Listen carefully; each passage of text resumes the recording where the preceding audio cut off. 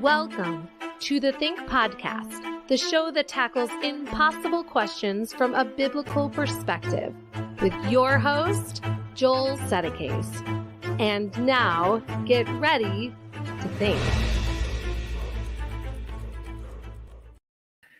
Welcome back to another episode of the Think Podcast with Joel Sedekase. I'm Joel Sedekase, and this is the show that tackles impossible questions from a biblical perspective to help you explain, share, and defend the Christian message. Now, we have got quite an episode for you today. If I were Justin Brierley, I would probably call this episode a barnstormer. But here's what we're talking about. Are men pointless? Or how about this one, actually? Can men get pregnant? Or wait, here's a good question. Is there any actual difference between men and women? And if so, who gets to define that? In fact, who gets to ask these questions? We're all about tackling impossible questions here on the Think Podcast.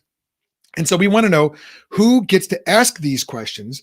And it's important to ask these questions because these are the questions that our fellow partakers and participants in Western civilization are asking. So it's time we had a conversation about what the Bible really says makes a man and why that's a good thing. Are you ready for a definition of manhood grounded in something more substantial and solid than mere emotions or societal preferences? How about God's word and sound biblical doctrine? Well, as it turns out, Scripture does have quite a lot to say about manliness and masculinity. And while it might ruffle some cultural feathers, it is absolutely necessary to understand what the Bible teaches on these subjects if we want to progress into the future with any level of sanity and clarity ourselves, and also to inculcate truth in our children, both our sons and our daughters. So this episode of the Think Podcast has the potential to be a real game changer for how you think and talk about masculinity, manliness, and even the idea of a patriarchy. Specifically, we're going to talk about theological definitions of manliness, masculinity, patriarchy, what the Bible says about masculinity and patriarchy, what role the Bible should play in our conversations about these concepts, whether the Western world is facing a masculinity crisis, and next steps for Christian men who want to grow in biblical manhood, as well as much, much more. My guest today is none other than Michael Foster. Let me go ahead and bring him onto the stream. Brother, welcome. Hey. Thank you so much for joining me today, brother. Glad to be here. Well, if you don't know who Michael is, I have a hunch that if you're watching this show, you probably know about It's Good to Be a Man. You probably know about Michael Foster, but he is the managing director of It's Good to Be a Man. He's a serial entrepreneur who has been in bivocational ministry the better part of his adult life. Michael is blessed with a wife and 7 children and is the pastor of East River Church. And I understand a new homeowner, which he's been posting about on social media. Some really cool, very heartwarming posts about his kids getting to know the new house. And he lives and works just outside of Cincinnati, Ohio. So, Michael, man, thank you again for joining. I have to say, this is an episode I've really, really been looking forward to. We're not a ministry that focuses primarily on masculinity, manliness, things like that, but because we focus a lot on biblical doctrine, biblical worldview, it seems like we have a lot of people who listen to our show who are also interested in those issues. I am interested in them as well, and I'm a major appreciator and supporter of what you guys are doing, as well as the This Is Foster podcast, which I haven't seen any new episodes of recently. Is that still going? We absorbed it into It's Good to Be a Man, so we'll probably do more episodes like that after we're almost done with the book. I was actually finishing up chapter 9 this morning, so we'll have a little more artsy episodes like that. Cool. Probably late April. Those are very cool, man. The production on them is very good as well. Thank you. Yeah, I really appreciate it. So just a quick bit of housekeeping. If you're watching this on YouTube, go ahead and leave us a comment. If you have any comments, questions, or responses, Michael is going to be taking some of those questions at the end. And if you haven't done so yet, please subscribe to our YouTube channel. Give this video a like and make sure you hit that bell. If you're watching on Facebook, best way for you to leave comments is to do so over on the YouTube channel. If you're going to watch and listen and comment through Facebook, though, be sure to go to streamyard.com/Facebook and enter your permissions there so that I can know who you are and we can interact well. All right, so without any further ado, Michael, could you tell us a little bit about your background? How did you enter into the manosphere, the world of biblical masculinity and manhood? And, what's your own personal story? Sure. I became a Christian when I was 17 years old. I grew up in a kind of your standard potluck, mixed up household where my mom probably identified as a Christian, but we didn't really go to church almost ever. She told me to pray to Jesus, but who he was, never explained. I remember someone telling me about Good Friday, and I just couldn't process why the greatest man ever being murdered was something that you should celebrate. It just made no sense to me. Right. So I didn't really know any of that stuff. And I spent a good portion of my life with my grandmother, who is a Jewish immigrant from Germany. She came over here after World War II. And so kind of had that world as an influence in my life. And so I converted from atheism to Christianity just because someone preached the gospel to me. Wow. I grew up in a really kind of confused home culturally. My father, though he loved me, only had an 8th grade education, was a ex-con, and it just didn't really know how to teach me to be a man. He taught me a couple things. I remember he told me, son, if anyone gives you trouble, punch them in their nose as hard as you can because it'll make their eyes water. So that was a bit of wisdom I carried with me through life. But then as I became a Christian, I got more and more into the ministry and ended up being a junior high youth pastor and a youth pastor and then eventually a church planner. But the masculinity stuff really came from me going to college, and I was I think it was sociology actually. In sociology, they had this picture of this oiled up black bodybuilder that they showed to this African tribe. And this African tribe said, man, that is a big woman, right?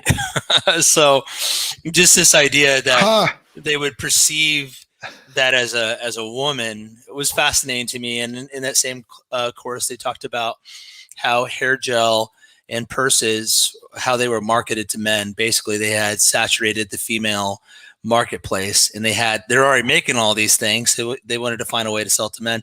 So it just got me into that. I started reading it. I also started my Christian faith with reading Augustine's Confessions. Was one of the first Christian books I ever read. So I read a lot of the early church fathers, whether it was Cyprian and Origen and all those guys. And those guys, Clement, you get both of the Clements, Alexandria and Rome. As you get into the early church fathers, they care about matter a lot. They care about physicality a lot, and they have very much anthropology at the forefront of their mind, especially as the Gnostic heresy starts to rear its head, and guys like Justin Martyr is taking them on or whatever. So I had that influence, and I had the cultural influence, and I got real interested in sexuality for that reason. At a practical level, though, what happens with a lot of men is that they know that they want a woman, right? Their sex drive pushes them that direction. So they go and get married, and then they have a baby, and then they realize, I don't know, especially if it's a son, how to raise a son. And then through that experience, a lot of guys start to realize that they have a lot of masculinity deficiencies. They have a lot of daddy issues. All that stuff starts to rise to the surface in a lot of guys. And that certainly happened with me as well.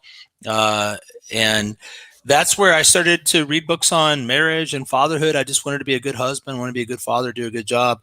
And that it's kind of been a lifelong interest. And then a couple years ago, maybe 5, I started to notice some real significant changes in the culture as I counseled young men, that a lot of the advice I was giving them didn't seem to translate, and they're being frustrated. And so I wanted to see, I thought, are they full of it? Are they, and that seems to be the attitude of a lot of boomer pastors. that these, young guys just don't get it or whatever. Right. I was talking actually to a very famous pastor, and he was telling me how he really liked this waitress that he saw every day. She was a Christian. She was a pretty girl. So he took these two guys with him to go have breakfast in hopes that one of them would sweep this young lady off her feet. But he said, yeah, they just hid behind their menus the whole time. He's like, I'm done with them, right? These guys. And so he was frustrated, but I don't think he understood that there was a possibility that they just didn't know what to do. Right. They've lived their whole life mediated through screens. They've grown up in a sort of Me Too sexual harassment culture. They've perhaps grown up without fathers. They haven't seen these things actually demonstrated for them, because masculinity can't really be just taught by podcasts and books. It's got to be caught by spending time with real world examples. So this guy didn't know that. And so as I listened to these guys, I thought, what if these young guys are right? What if women have been changed? What if the relationship marketplace has really changed due to the internet and kind of the general flow of culture in America? And so that's how I found out about Jordan Peterson. Everyone was into Jordan Peterson. That's not really my speed, but everyone was talking about him. So I was like, all right. So back then I worked part-time for a church and part-time for myself.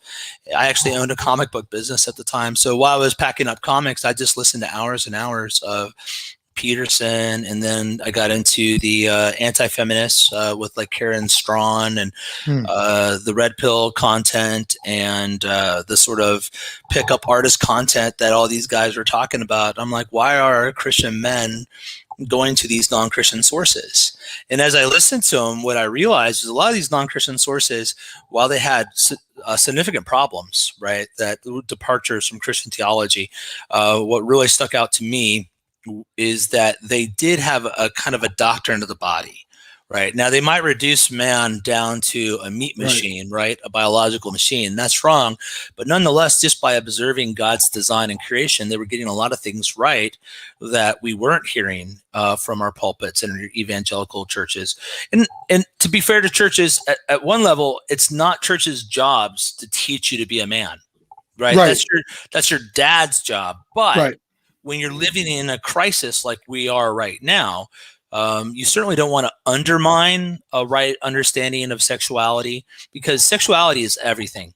Everything. There's nothing I do that my sexuality doesn't affect. I'm a man, right? Just like there's nothing a woman does that doesn't affect, or her sexuality doesn't affect. Like to be meaning the fact that you're a man, everything that you do, you're doing as a man. That's everything never. I do. Like I have a different genetic makeup than women, right? I have different hormones. I have different drives. So we share a ton in common, because to be man is to be spirit and body, and the body comes in. We come in varieties, female, male, right? And so this idea that there's anything in our life that's androgynous is a bit of a misnomer, right? So as I started to study this stuff, I thought they were really on to some good advice. I tried some of it in my own life to see if it would improve aspects of my marriage. And they meaning Jordan Peterson and the secular the kind of the secular pagan masculinists that are out there in the manosphere.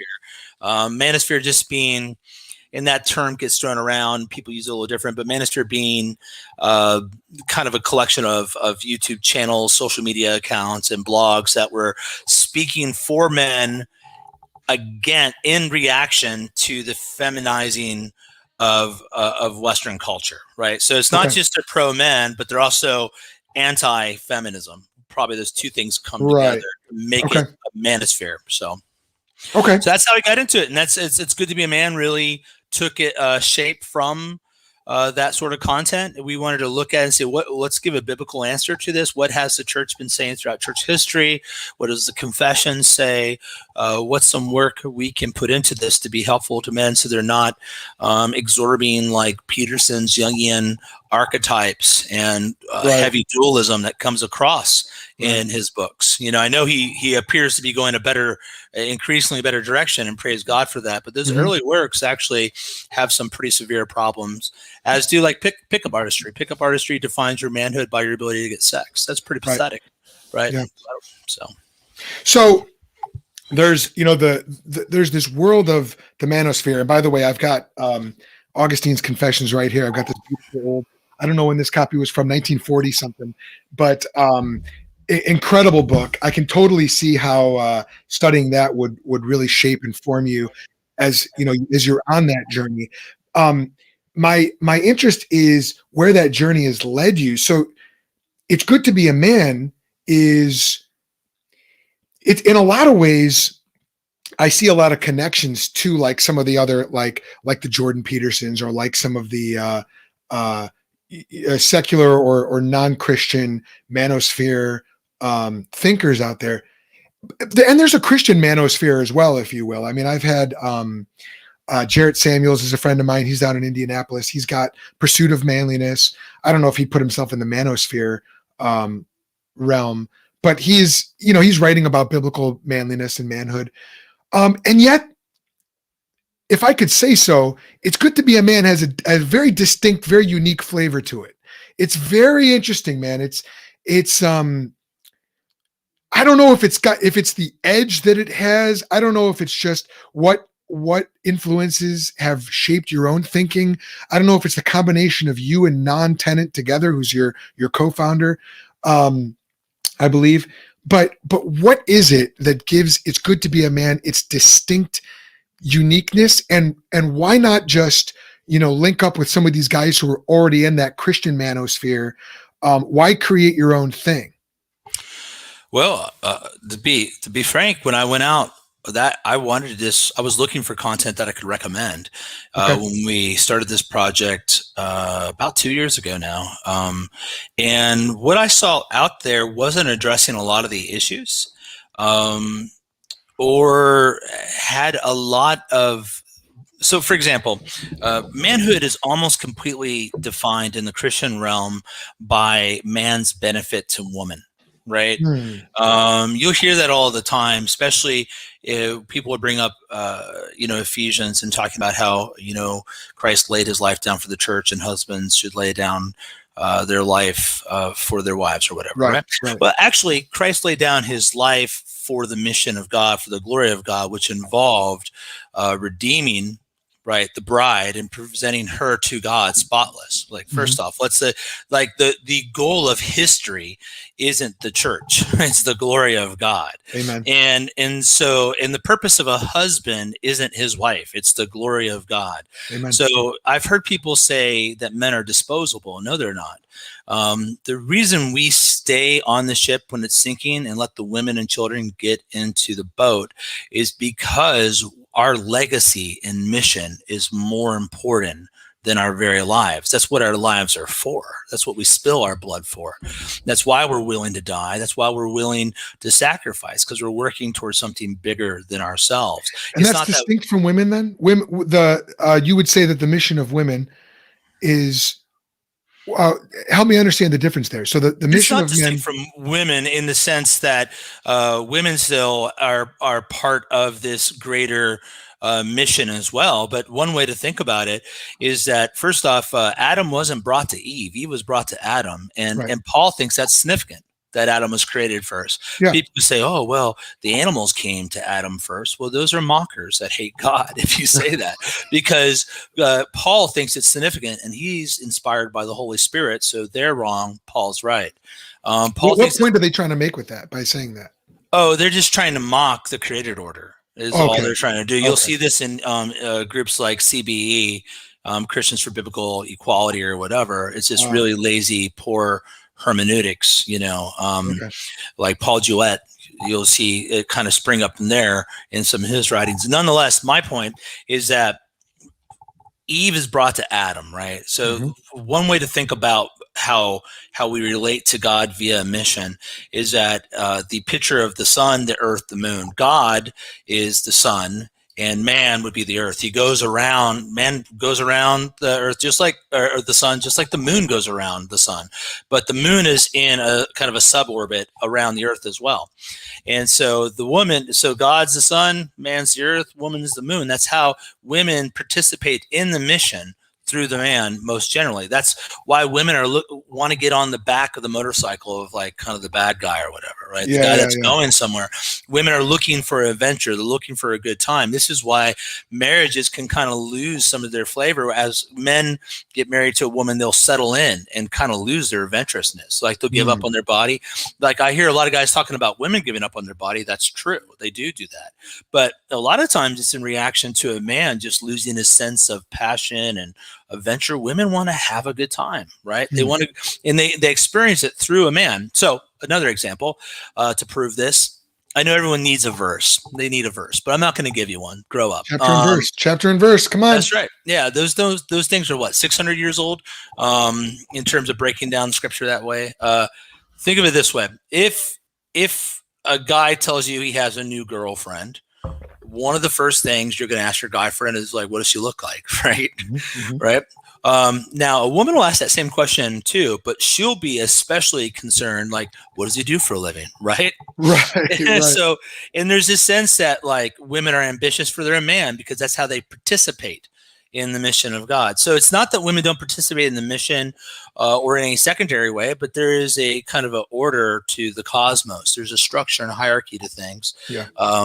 And so that's what's going on there. So a guy will give up his life to save his wife and child, and that's normal. But the wife will give up her life to save the child.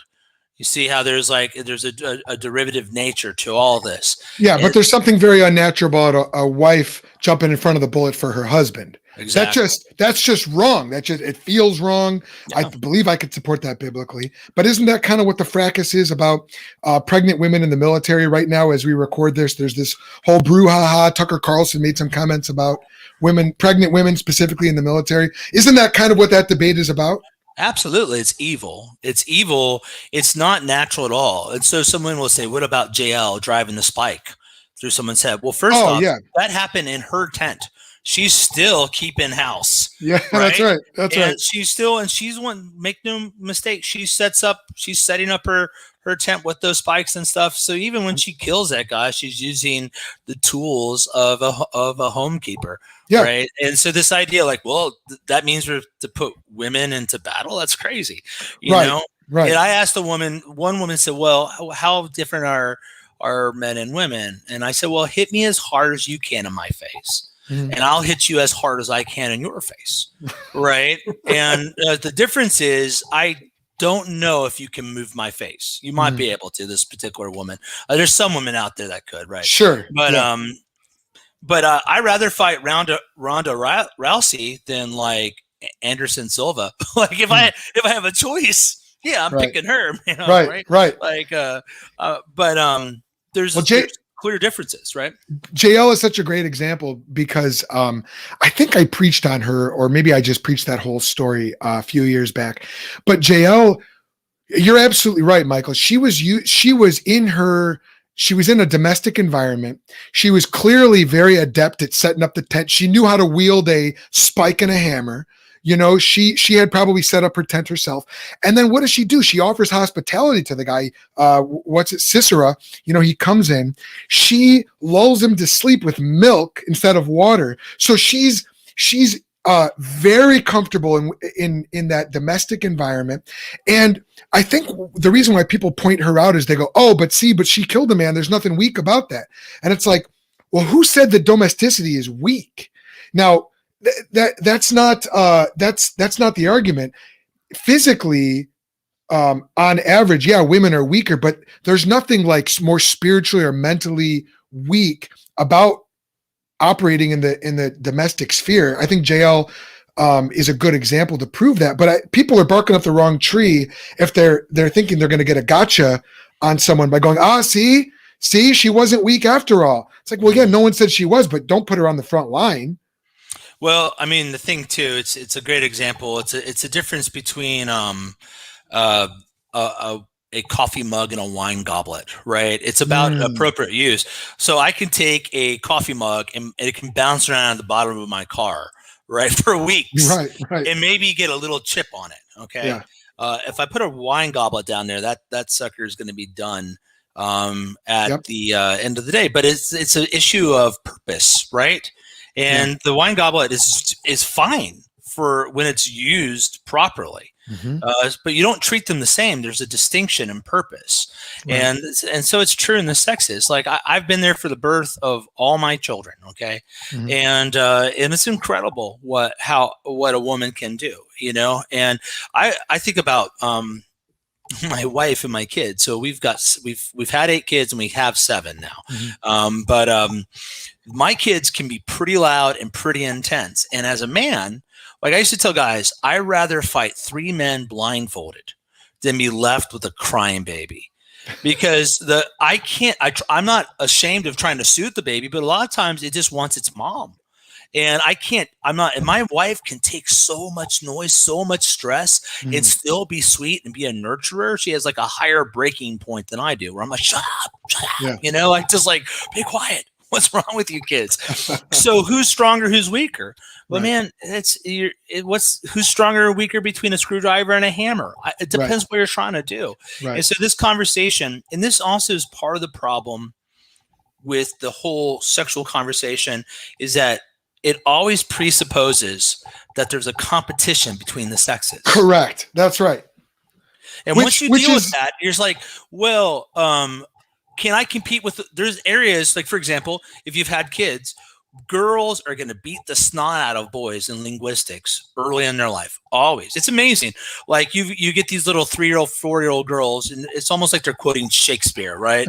And your boy is like, cheese, please. I got to go pee pee. You're like, and your little girls are like, let's slip the dogs of war. It's just amazing how articulate girls are and how they develop in certain areas. So there's just differences between the sexes, and that's good and that's fine. That's how God made them. And so we have to put aside the war of the sexes.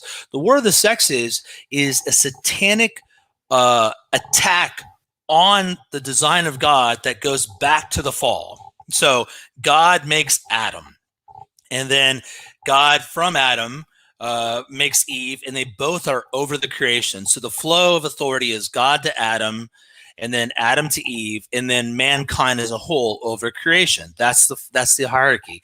Then in the fall, what do you have?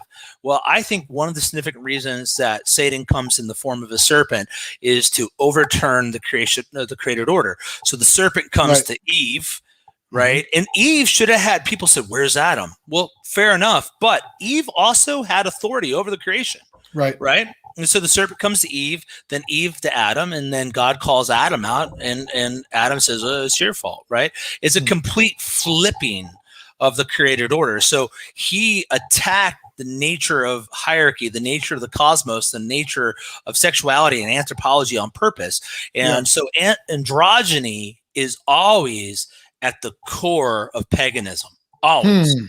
Right. And it's because, and Peter Jones has done good work on this, is because androgyny looks at creation and makes creation deity. So everything is part of the one, everything exists on a spectrum, and they're all ultimately blurred or interchangeable. Whereas Christianity, by its very nature, is binary. There's a God who is separate but made the creation. And Christianity is binary, and there's day, there's night, and then there's land and water, and then there is man and woman. And binary sexuality is part of God's good design. And Satan, to confuse those things, made this attack on the nature of those relationships. And he still is trying to pit the sexes against each other to this very day. Yeah, and it is anti-creation. And it's funny what you mentioned with kids. So the linguistic thing that you mentioned, I do know that statistically speaking, women use something like 3 times or 4 times as many words in a day as men.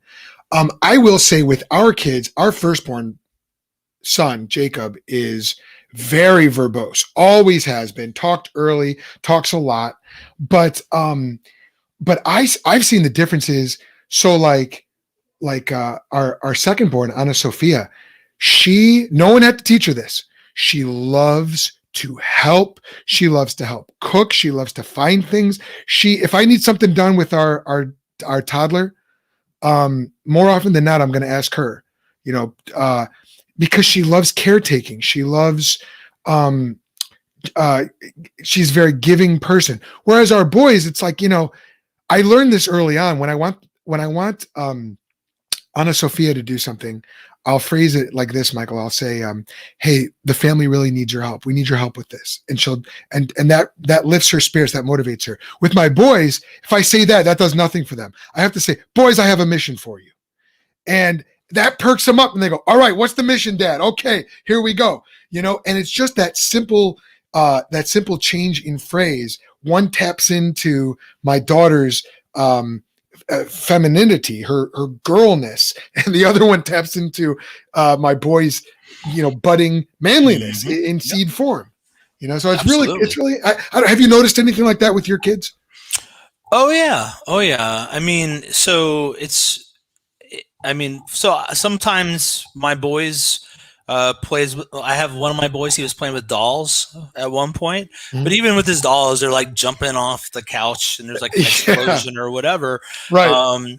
But yeah, they're very different. Like for Galilee, is my eldest daughter. She's always catching animals, right? Like catching like lizards and stuff. I had to say, hey, some snakes are poisonous. Will you please not just grab everything? Right. But she catches them because she thinks they're cute and she wants to nurture them and take care of them, right? So someone might say, well, she's being a tomboy. No, that's kind of sloppy, simplistic ways of looking at the sex. No, she's still being a girl very much, even her motives for it. Where Athanasius, my second-born son, he's gonna go shoot things and kill them and catch fish. He'll catch a fish. Gal, if she caught a fish, would probably want to like keep it in a tank somewhere. Athen would want to gut it right there and cook it over a fire. It's just they're just different, and so it's it's kind of like IQs. So the average IQ for both sexes is right about 100. Okay, but there's more male geniuses than female geniuses. There's also more male idiots than female idiots. And every guy, we think, yeah, that seems, I know a lot of really dumb guys, but most girls I know are at least middle of the line, right? Yeah. And so it's an issue of distribution.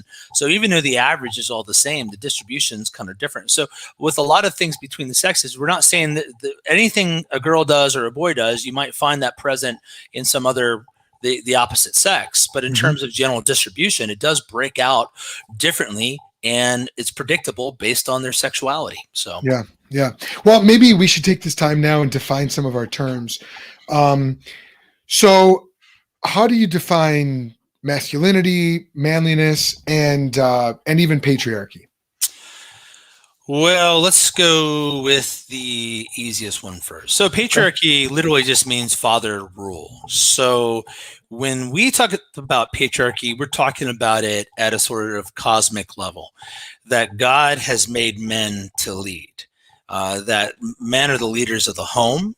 They're the leader, and therefore the leaders of the church and the state, because the state or society is a collection of households. Ultimately, that's how you get society. So the idea that men would be the leaders in the home, but that would somehow not be true in society is kind of hard to get to, just even logically.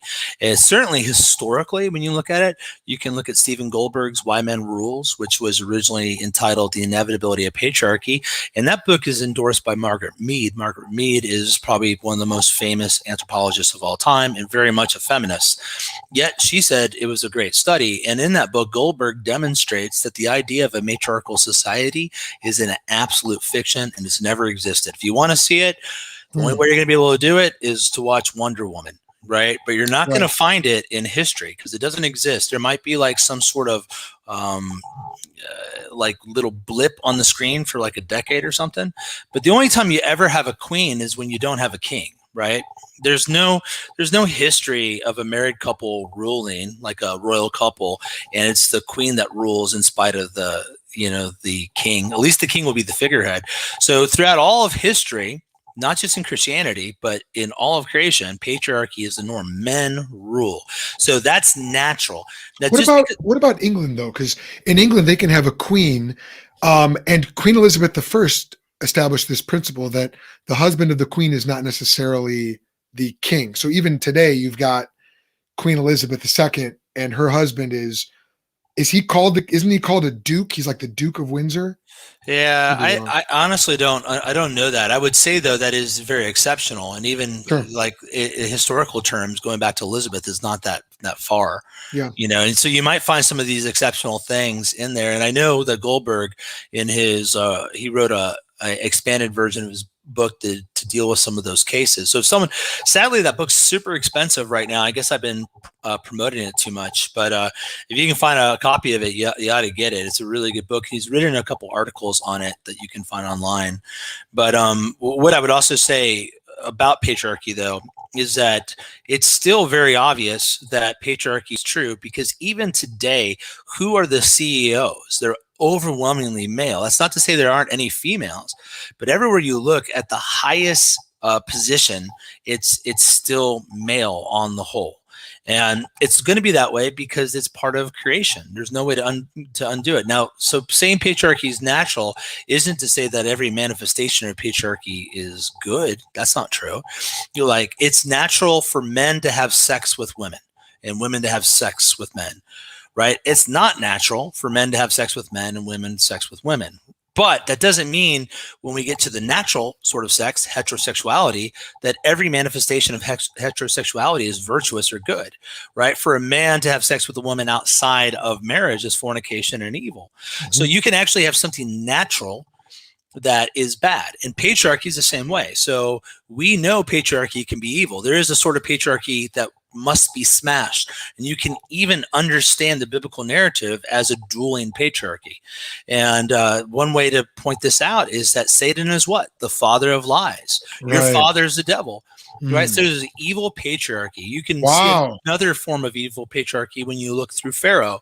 So Pharaoh, when he sees a threat coming up in the Israelites, who does he kill? He kills the future patriarchs, right? The firstborn sons. Right. And then who is what does Exodus call Israel? My firstborn son, Israel, right? So it really is a battle between two men in a sense. Two fathers. And this is evil patriarchy will always try to either divert or destroy the upcoming men. And this is a point that J.C. Ryle makes in Thoughts for Young Men, that he always says Satan prizes young men more than anyone because he knows that the future of society is with them. If you can get the men, you can control society. So when I talk about patriarchy, I'm not saying like everything that men do is good or every form of patriarchy is good. First, I'm saying patriarchy is natural. And if you look at someone like Bavinck and you read his Reformed Dogmatics, Bavinck will talk about how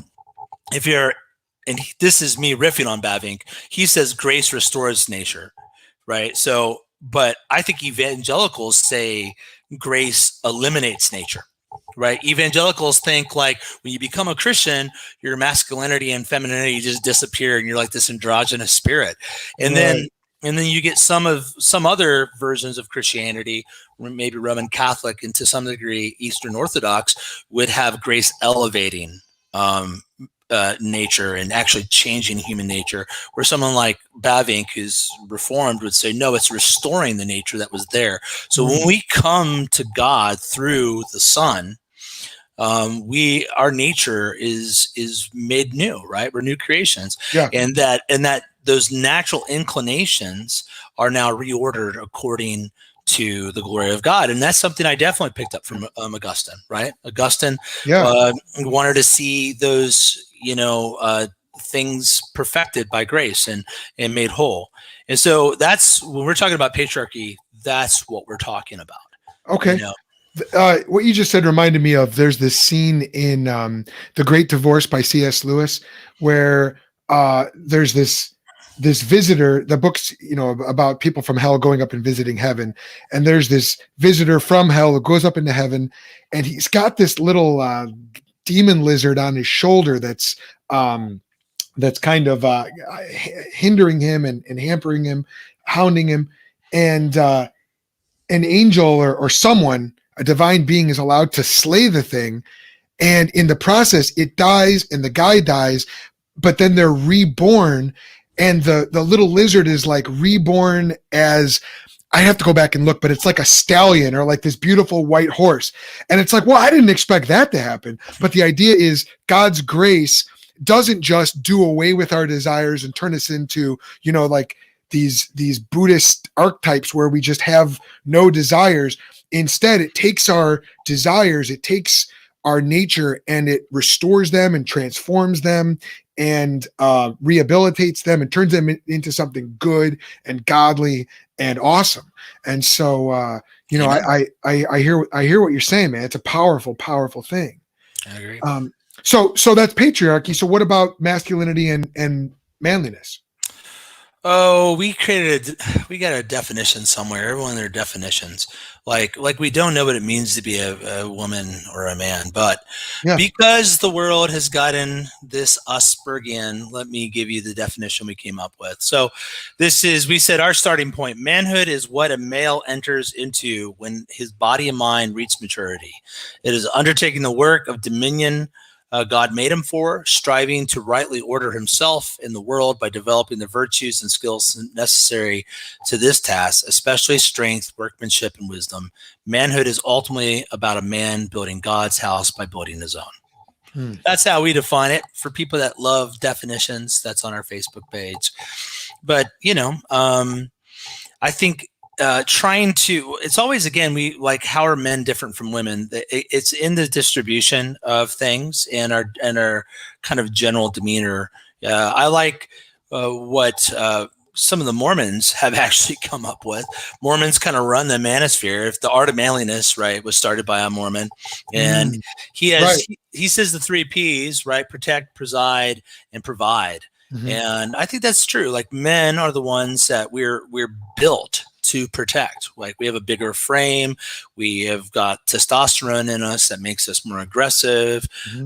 We are meant to preside. We are leaders. Like, any man knows that generally children will listen to their father better than the mother, and it sucks that it's like that. You'll come home and the kids are like kind of like terrorizing mom. And as a man, that's a failure of leadership, right? That can't. But you come home and you're just like, stop it.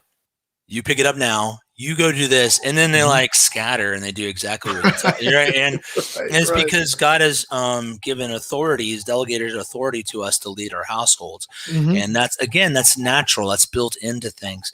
And then we are to provide, right? We, like, men love to produce and make things and give gifts, right? They're all about that. And that's why, like, so one of the most evil forms of, so women don't like men that are players, that have sex with them and don't make a commitment. Okay.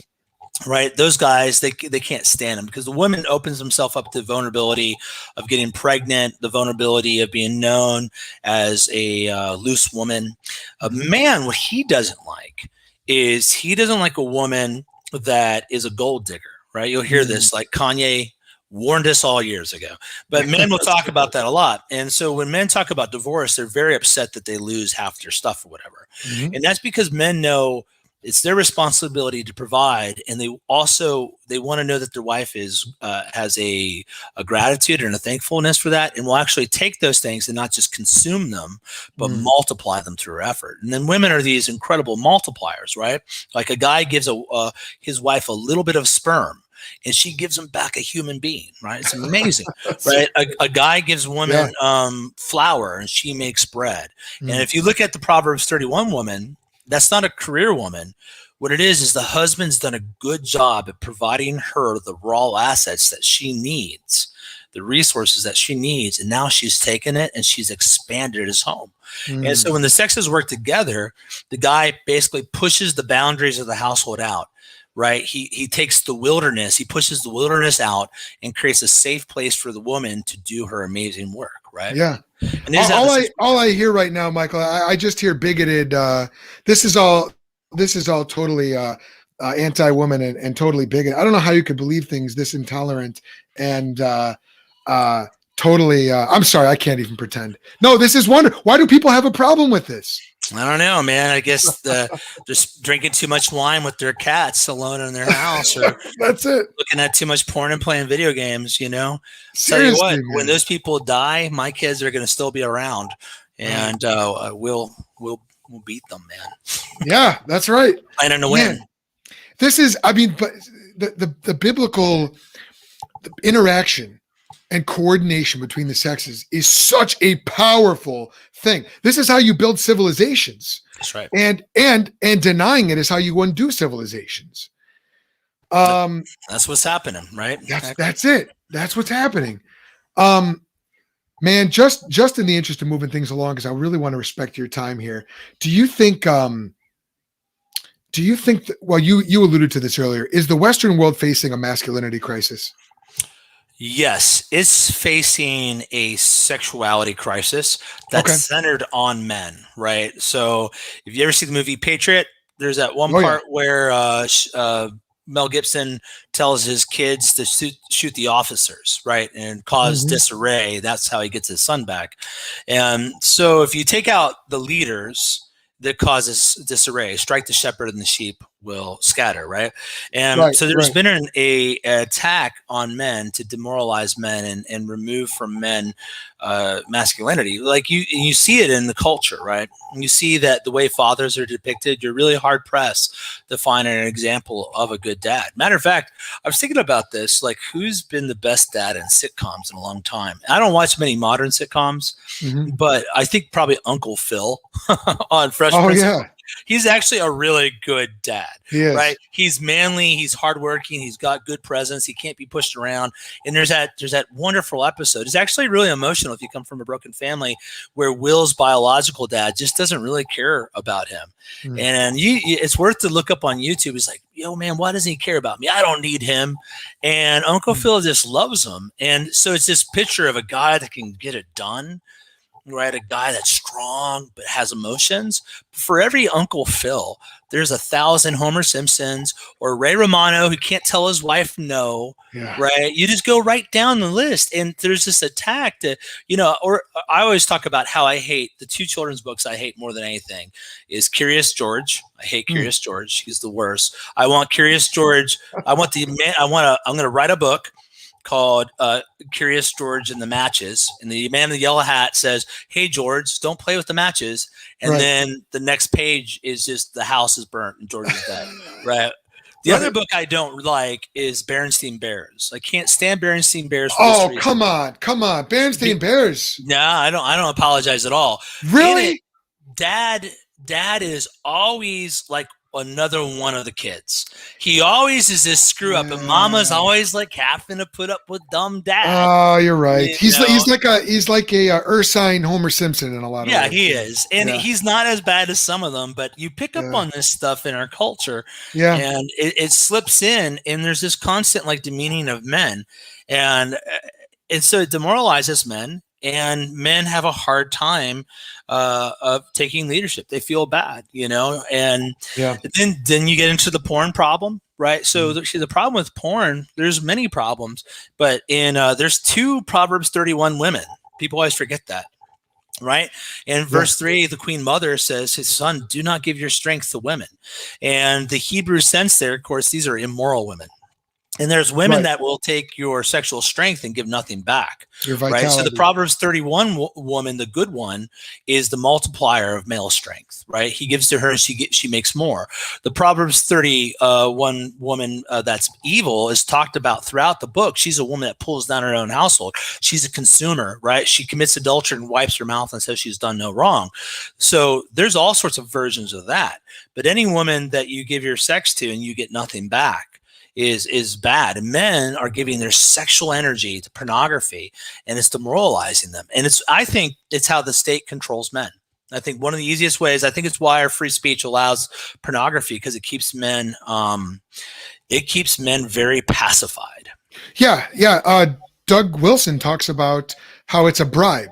And I don't know if he came up with that idea, but no, it was maybe Chesterton who said, sex is like the first bribe offered to a slave or something like that. And it's very Michael true. Jones is kind of out there, but he wrote a really good. He wrote a lot of stuff on it, and I think he makes a good argument on how pornography is a way to enslave the masses. And it's funny, you see like Satan try to use women against men a lot in the Old Testament, whether it's Eve against Adam, Delilah against Samson, or even the Hebrew midwives against the Israelites. Man, I was just reading in Numbers. That's what Balaam did. When Balaam couldn't curse Israel, he taught Balak to have, was it the Midianite women or the Canaanite women, to basically seduce the Israelite men and lead them astray. And that was how they were able to cause Israel to fall. They couldn't beat them militarily. I actually think that a lot of people misunderstand. Nan and I disagree on this pretty strongly, but I think Genesis 6 is not about demon babies and angels. I think it's really the beginning of a very important theme that builds throughout the Old Testament, which is apostasy through interreligious marriages. And so, in other words, I do think what you have is the godly Sethites being corrupted in the way, because when Genesis 6 talks about and they were corrupted, like, well, it's not, they're all sinners already. So what was corrupted? Well, probably the way of worship that apparently Abel and Sethites were keeping, whatever that was back then. They made these offerings, but they were corrupted by these women and they were led away. And if you think about the patriarchs, Abraham's like, don't let them marry the foreign women, right? That happens over and over and over again. And then it has this huge point all the way up in Malachi where God's like, look, what did I desire for marriage but a godly seed? And you guys are marrying these foreign women. And then that plays off all the way up in the Corinthians, talking about what does light have to do with darkness, right? Don't join yourself. It's a big yoked. Yeah, I'm with you on all those other threads, but I can't go with you on the Nephilim. I do think I'm probably going to side with Nan on that. I think it's the sons of God, the angelic beings. But I definitely see that thread you're talking about through Scripture. Both are wrong. It's okay though. Hey, you know what? Pray for us, man. Pray for us. I do. I'm wrong. All right. Moving right along here. Is there? Because we're Christians, we'd be totally remiss if we didn't ask this question. What connection exists between biblical masculinity and the gospel? Because I don't want to go an episode without directing our listeners. And we do have non-Christians who watch this. I've got some people who watch the show out of spite to try to catch me saying the wrong thing. We've got atheists connected with the channel. We've got a lot of Christians, who are sort of rediscovering their faith, if you will. So I do not want to miss this, Michael. When we're talking about biblical masculinity, is this an issue that you see as being separate from the gospel of Jesus Christ, or do you see a connection between biblical manhood, biblical masculinity, and the gospel of Jesus Christ? Well, yeah, just think through it. Like, I mean, what does the fall involve but a federal head, being a man, Adam, failing, right? What does redemption involve? Does it involve a man? It does. Jesus is a fully human, and to be fully human is to be male or female. To reject the truth of binary sexuality is to do damage to the cardinal doctrine of Christianity, which is the full humanity of Jesus Christ, right? He's 100% God, 100% man. Jesus in the resurrection has a real body that's resurrected. He'll be male forever. What is it but the Son reconciling us all to the Father and being adopted into the family, right? How do we understand the church but a household of faith that we're all brought into, and an inheritance we have through our elder brother Jesus, right? The whole thing sexually charged. Is Jesus a husband to the bride of the church? Like, how in the world do you get to any of the gospel without talking about these things? You can't.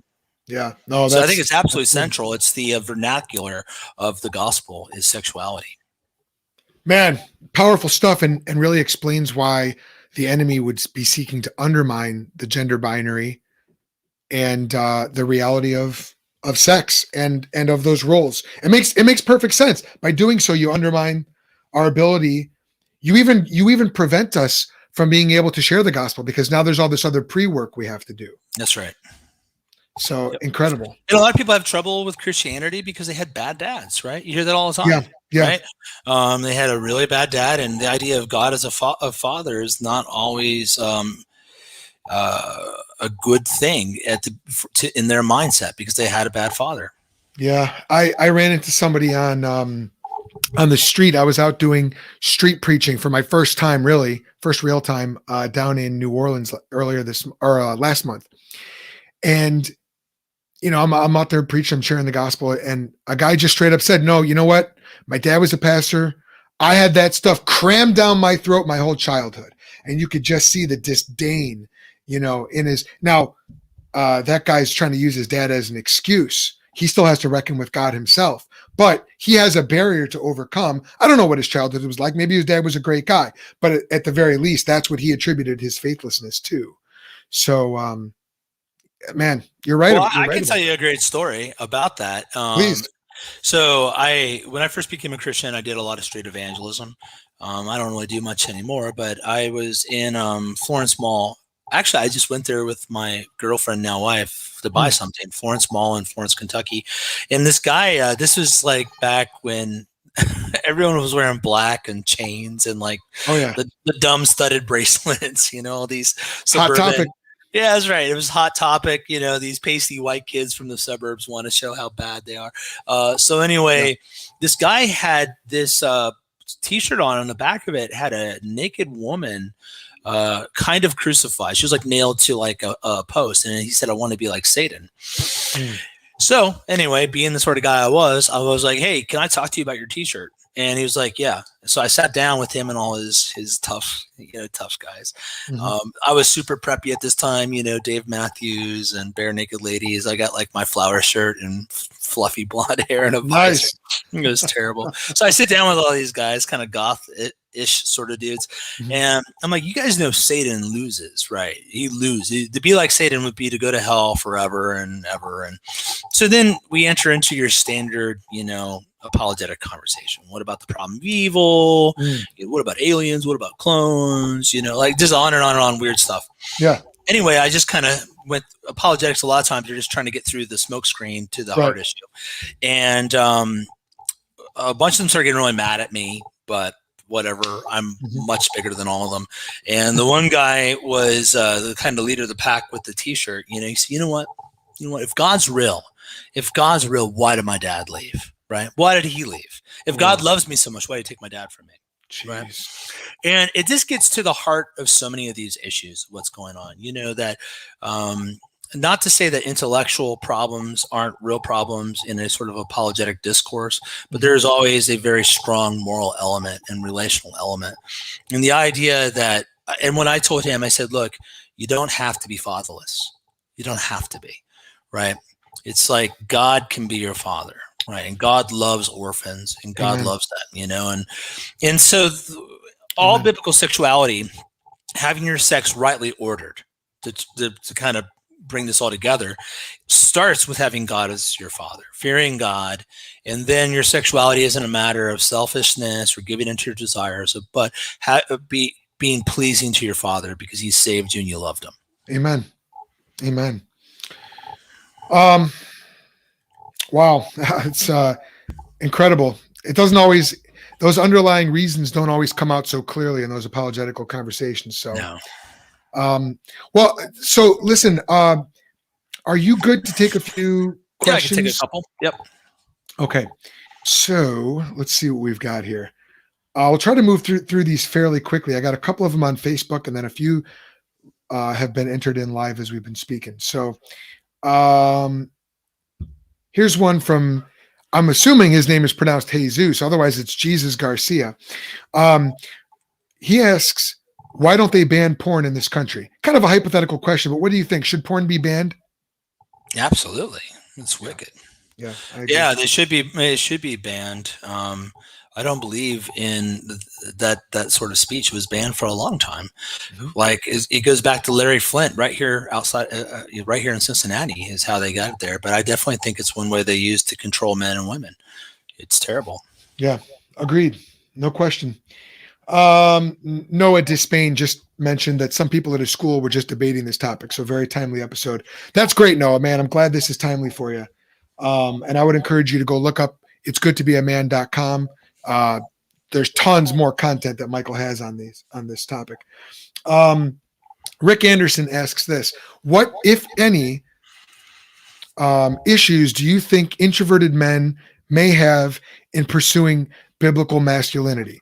And he follows that up. He says, I see many depictions of masculinity to revolve around more extroverted types. So does extroversion versus introversion play into manliness and masculinity?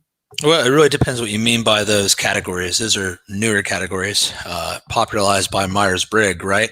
Right. So probably the more masculine description of a man's kind of emotional, historically speaking, his emotional state is stoicism, right? A man controls his emotion.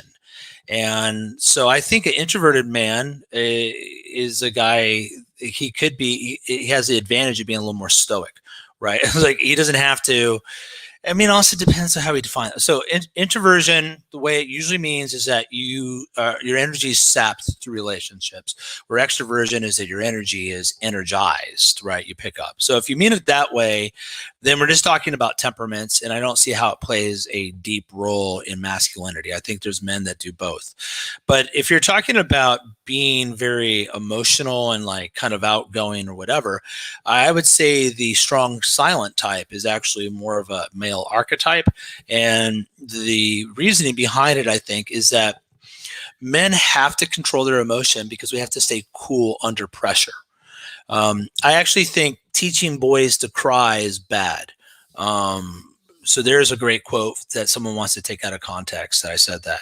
But let me even explain what I mean by that, is that there's a right time to cry, right? I cried when my daughter died, right? I cry. I've cried before when I've seen my son do some great things, or when some friend has apostatized the faith or whatever. There's times to cry, right? But teaching boys to let their emotions just go wild is dangerous because men are powerful, right? And men are violent. And so if a man doesn't know how to control his emotions and he freaks out when he's bullied a little bit or whatever, I mean, I was bullied in middle school.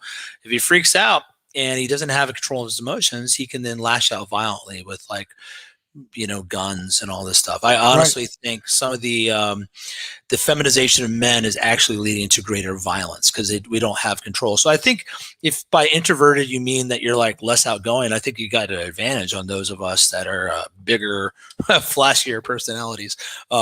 So I don't know if that's helpful, but there you go. Cool. Yeah, thanks for that.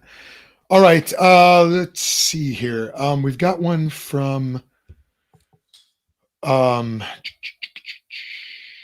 Nate Werner. He says this: Hi, Michael. What do you think is more important? Men starting their own church when there aren't any good quality churches around, or men seeking out existing churches to be discipled first? Be discipled first. I think this great migration where people are moving around from churches is going to produce all sorts of lousy churches where guys don't realize the qualities it takes to be a pastor. Being a good pastor is not easy. If you think it's standing up in front of people and just talking and sharing your thoughts, you don't understand what the church is, and you're just going to make a bigger mess of things. Right. Men master something before they make themselves the master, right? Like you want to be a journeyman, you have to first be an apprentice. And so absolutely find a okay church, right? You don't have to find a perfect church. I think a lot of guys right now, part of the problem is they're idealists, or what Bonhoeffer would call visionary dreamers. And so they have this perfect idea of a church out there. And so we have people moving to Batavia, or talking about moving to Batavia to be part of East River.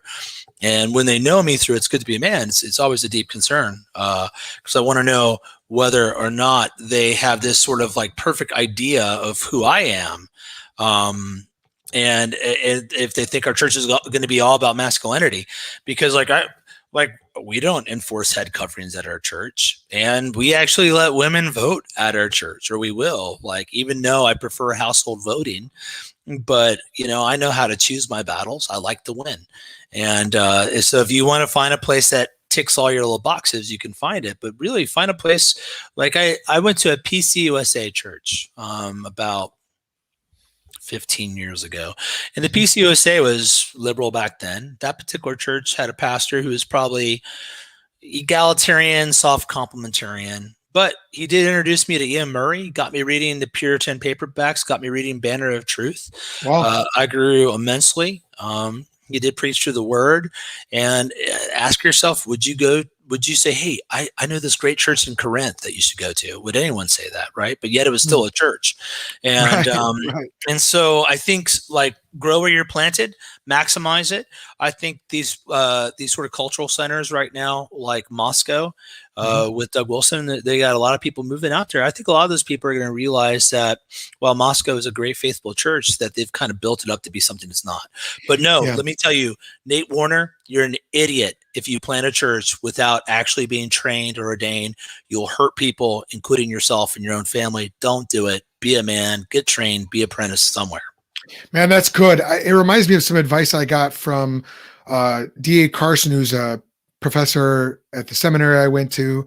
And I was talking with him about a pastoral role that I was in. And, I'm not really one to look over my shoulder and see if the grass is greener at a different job. But, I was at this sort of a crisis point, maybe isn't quite the right word, but I was beginning to wonder if I should leave.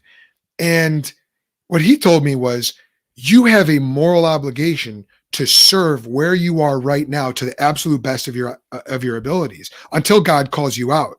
And that was it. I mean, he was absolutely right. God had put me there, and there wasn't it wasn't heretical or there wasn't, it wasn't causing me to commit sin or anything to be there. And so basically what he was saying is, if God's planted you there, you are morally, ethically required to do your best. And that has really stuck with me. I hear a lot of that in what you're saying. We've got a comment. This is coming in from Facebook. This is from Jennifer Loken. Hope I pronounced her name correctly. Here's what she said. She found an old quote from you. I believe this is from you. I don't know if you remember it or not, from 2016. It says this: people are finding your old stuff, man. And not all of it. I deleted a bunch of it. Probably wise. Got ahead of them. Well, here's what she says. She said that you said, quote, William's sexual liberation had less to do with the removal of patriarchal oppression, but more to do with the loss of matriarchal discretion. And then, so I said, okay, Jennifer, do you have a question related to that? And she says this, quote, this is her question now. What are his thoughts for the future of the idea of Christians having to potentially do semi-arranged marriages? What are your thoughts? Well, the vast majority of relationships are mediated, right? And now they're being mediated through websites. So through the website, you're identifying different factors. They like this, they like that, right? A lot of it's based really on pictures more than anything, but also you kind of go back to eHarmony. And eHarmony was doing the work of a mother, a father, right? The extended family at filtering for the candidates. So I think you're never going to get away from filtering. And the marriages that are going to do the best in general, God is gracious and works in some bad relationships, are the relationships that have been filtered, So yeah, I think I think it's going to happen. I think it's wise. I think I always tell my daughters and my sons, like, hey, when you like a boy or a girl, bring them around to the family, see what your brother thinks. You know what I mean? So anyway. Yeah, cool. Okay. So I think this is the last question here. Maybe I got one more coming in. Let's see. But this is one, again, posted on Facebook, and it's an old quote. So let me read what the person said here. This is from Dustin Ronem, and he says that he saw this shared around, and he's not sure if it was you, Michael, or if it was your partner, Nan, and he'd love clarity. So I'm going to read the quote, and then you can, unfortunately, I don't have a way of getting the quote in here because it's a JPEG. Gotcha. But here's the quote. I don't have a firm opinion on whether it's biblically justified for men to beat their wives. And even if I did, I suppose you and I would disagree on what constitutes beating. It is biblically justified for a man to beat his slave, male or female, e.g. Exodus 21:20 and 21, meaning taking a rod to his back for discipline. Given the analogy the Bible makes between slaves and wives, e.g. Exodus 20 verse 17, 21 verse 7, the use of Baal to mean husband, etc., Baal meaning Lord, I think in Aramaic something, it may therefore be permissible to do the same to one's wife. Again, I'm sorry I can't put it up on the screen, but so this Dustin Ronham says he would like clarity on that quote, and I'm happy to read it again for you if you want. No, I'm familiar with it. And Dustin, I didn't say that. But so what that's actually It's Good to Be a Man. That is from a long Facebook dialogue that Non got suckered into with some feminists, and he was thinking out loud, and he shouldn't have been. Wow. But on our page, it always says that we're against spousal abuse. I would reject it based on exposition of the Sixth Commandment, and that so your wife is your body, right? Your head, she's your body, right? And so I would say it's a violation of the Sixth Commandment over and over. What's going on out there? Why this keeps coming up is the egalitarians got nothing, and they can't hang. And we destroy them on the created order. So white knights have to dig up these quotes and screenshots. But Non actually wrote a whole post on how he was working through it and why it's wrong and why he doesn't believe it. I know Non's wife, Sarah or Smokey, very well. It's not something that was ever practiced in their marriage or whatever. It was a theoretical conversation. Right. That's the thing, that Jesus forgives, but the internet doesn't, right? The internet forgets. And the Christians that keep dragging that stuff up, though, especially ones that know better, are a bad reflection of the nature of God, right? And so with those sort of things, I would say that obviously we're against that. Non's against that. We have a position page on It's Good to Be a Man. It's been there for 2 years or whatever. And from day one, that was stated on there, not a thing. And so, yeah. Yeah, that's good. Just again, because I've got some people who watch this show to try to catch me in something, wholeheartedly agree with you. Sometimes we say things when we are verbally processing or processing in conversation. And, later on you clarify, well, no, here's my actual position. So I'm right there with you. I think it's not biblically justified nor desirable in any way for a husband to hit his wife. I think that's, if I found, I won't tell you what I'd like to do with a man who I found out was doing it. Right. But I've never stated that. And from day one, It's Good to Be a Man has been against it. And it's always had that stated on the website and not because these people dug this stuff up and just keep going with it. They can't find anything on me, can they, Dustin? But these folks keep digging these stuff up just because egalitarianism is evil, and that's all they have. Yeah. All right, good. Yeah. What I was going to say was if I were to know a man who was doing that to his wife, I mean, I natural impulse in me was I'd want to slap him around because of what because that's discipline him, right? That's right. What I like to ask those guys that talk about what are they doing about the spousal abuse that comes from women, right? And that's because they're building into this narrative that patriarchy is evil and that men hate women and beat their wives. That's actually not normative throughout history. Right. Certainly not in the best relationships, but their violence in marriage is a real problem. It's a problem for both sexes. But I got to tell you, I've got a lot of guys calling me that they're like, my wife's hitting me. What do I do? And you have to tell them, like, you have to get out of that situation, because if your wife beats you up and you push her once, just push her on the ground, the cops come, they're going to arrest you and take you away. It doesn't matter. Right. Yeah. So, but yeah. Okay. Well, thank you so much for that clarity. Sad that we have to talk about stuff like that, but it's good to have biblical clarity on it. Let's see. Do we want to talk? I've got a few more. How are you doing on time? Do you have to go, or do you have like? No, I got about 5 more minutes. Let's do it. Okay, let's do it. All right. This is from Noah de Spain. How can women equip themselves to raise biblical men since there are many single mothers? And then it looks like he continues here. He says, obviously men should biblically train young men, but there's a vacuum of male leadership, which seems to lend itself to making more godless men. All right. So Michael, how do we break that chain? And what's the role of single moms? What do single moms do? Well, single moms need to be the best moms they can, not try to be some poor replacement for a father. Right.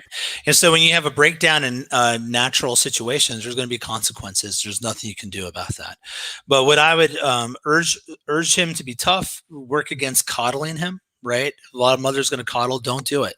And there's some single mothers that are pretty good at pushing their sons to be tough and get involved in sports, have some coaches in their life, get some elders to take time to actually disciple them and invest in them. That's what she can do. But she cannot be a dad just like a man cannot be a mom. It's just not natural and it won't work out. So she should do the best job at being the mother that she can. And I've told my wife that if my kids are older and she dies, I'm probably not going to remarry. I just write books and cause trouble and do things, but if my kids are still young, I would probably consider remarrying, simply because I can't be both parents, and I would want to enter back into that mission with another person. And I've urged her to do the same, because it's really sad that this is a real epidemic, but mothers can't make men, just men make men. Yeah. Amen. All right. Last question. This is coming from me. Could you ever vote for a female presidential candidate?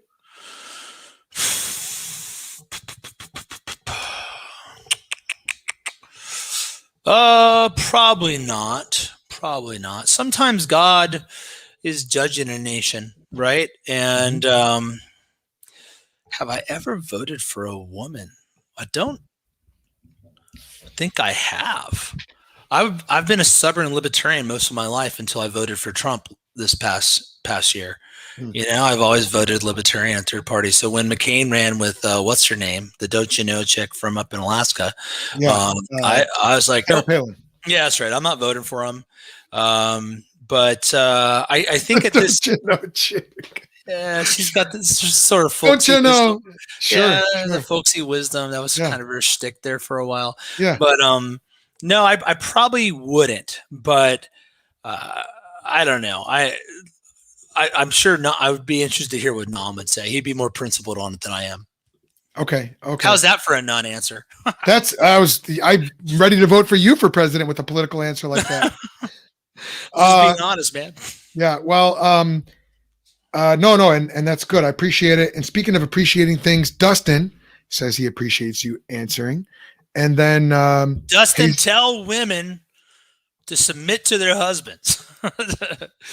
Be patriarchal. Stop hanging out with those lamb's reign people, man. Sounds like you guys have a little history there. Love it. He's a good guy. Okay. Jesus spoke back up. He says, heavy duty. I agree. Guys, I told you this was going to be a great episode. I told you it was going to be a barnstormer. I don't know. Okay. I'm going to let you interact with Dustin in the comments. I don't know what he's talking about at this point. But Dustin, thanks for watching, man. Thanks for the interaction. Michael, we've got to wrap up here. So how can people get in touch with you and, keep up with your work? You can go to itsgoodtobeaman.com. That's one place you can go. I'm pretty active on Twitter at thisisfoster, THISIS Foster, FOSTER. Also, I'm on Gab, right, with all the alt-right people apparently. But so you can find me. Those are the two places I'm at. I'm most active. So yeah. Cool. Are you This Is Foster on Gab as well? I am. Yes. Okay. Perfect. Yeah. Gab. It's I've seen some great things, and then I got into it with some anti-Semites a couple of days ago as well. And so you get all kinds on there, but the idea I think is look, if you don't like them, block them or refute them or, move on with your life. It's like the trolls on Gab is like arguing with your drunken neocon uncle. Right. Right. And this is really different than Twitter. It's like, Yes. and then you look at them like, are these conservatives? Like they do sound pretty uneducated and stupid. So, right. Right. All right. Well, many thanks to my guest, Michael Foster. I have really, really enjoyed this conversation. I feel like I could do it all day. But listen, if you enjoyed this, if you liked the content, do us a favor, like this video. And if you're watching on YouTube, we get a lot of viewers on YouTube. The vast majority are not subscribers, but the more subscribers we get, the more that helps the ministry, the more that helps the channel. So if you haven't done so yet, please subscribe to us on YouTube, give us a like, and then make sure you hit that bell so you don't miss a minute of the content we're putting out. You can also follow the Think Institute on YouTube, Facebook, Twitter, Gab, and MeWe. And many of you have become our supporters over the years. We are support raising missionaries, Elisa and I. And if you want to partner with the Think Institute and my family, you can do that by going to give.cru.org/1018841. That's give.cru.org/1018841. That's kind of a weird link, but that is our giving link. That's why it's got that number. That's our giving number through Cru, through which we are missionaries. Really, really appreciate you all watching. If you want to get in touch with me, you can send an email to thethink.institute@gmail.com, or you can get in touch via our new Proton Mail account, which is thinkinstitute@protonmail.com. Probably eventually we'll all have to move over to Proton Mail when Google decides they're going to limit our free speech. Noah Despain has already shared this vid. Noah, I appreciate that, man. And listen, Noah, I want you to know something. You're all right in my book. I don't care what people say about you. All right. So many thanks again to my guest, Michael Foster. Michael, this was fantastic, man. Really, really, really appreciate you coming on. Thank you. That's about all we have for you today. So remember, this is not goodbye. This has just been a little pit stop along the way of your spiritual journey. Until next time, I hope it made you think.